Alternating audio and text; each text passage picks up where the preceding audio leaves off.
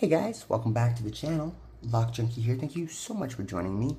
Today I've got this Amazon special H&S horse and shit. No, it's a beautiful lock physically, like a nice shrouded steel padlock, nice thick.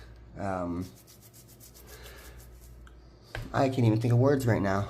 Shackle. And it's got a Smiley Dimple face core. So this lock is not very difficult to pick, but what makes it a bit tricky is not letting the core bind. So you gotta kind of leave your tensioner right up and out, just for it to catch it to open it. And then you gotta get, and then, oh, don't want to do that. There you go. We can move it out when it's time, actually. Alright, so what you got to do is use a half diamond, get underneath, and just kind of vary that. I kind of bop the tensioner up and down a little bit, kind of creating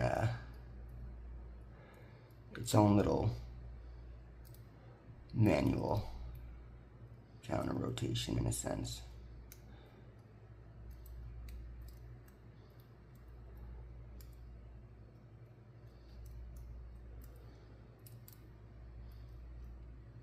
Just want to get,